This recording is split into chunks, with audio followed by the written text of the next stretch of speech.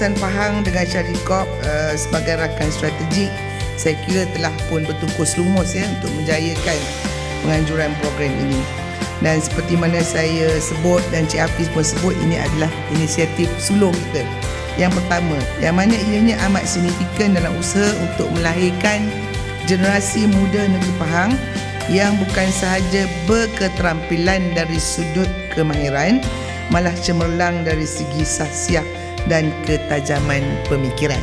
Dan kita negeri Pahang ni sebagai sebuah negeri di bawah kepimpinan Yang Amat Berhormat Datuk Seri G. Raja, Wan Rosli, Wan Ismail, Menteri Besar kita, sentiasa mendaburkan kemajuan dan beriltizam tinggi dalam mendepani cabaran pembangunan negara. Kerajaan negeri Pahang sentiasa memberi keutamaan kepada pelaburan dalam sektor modal insan.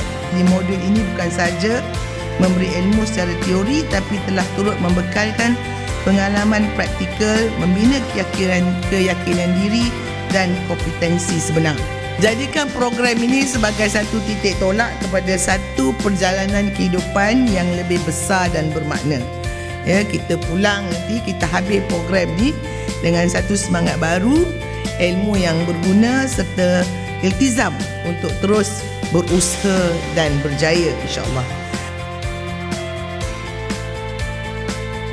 Tujuan kita melaksanakan program ini adalah bertujuan untuk melengkapkan para pelajar kepada kemahiran-kemahiran yang diperlukan sebelum melangkahkan diri dalam alam pekerjaan. Sepanjang program 2 hari ini dimulakan dengan sama ada daripada skill kemahiran bekerja, pengetahuan semasa, kemahiran interview dan sebagainya yang kita dah kenal pasti bersesuaian untuk pelajar bagi melengkapkan diri ke langkah seterusnya. Yayasan Pahang mempunyai ekosistem lengkap untuk kita bekerjasama ke arah kemahiran yang diperlukan oleh rakyat Pahang sendiri.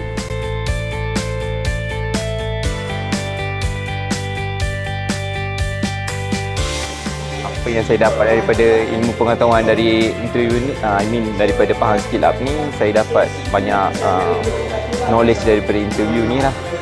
So senang untuk saya untuk lanjutkan saya punya praktikal saya. So ini memang membantu saya juga.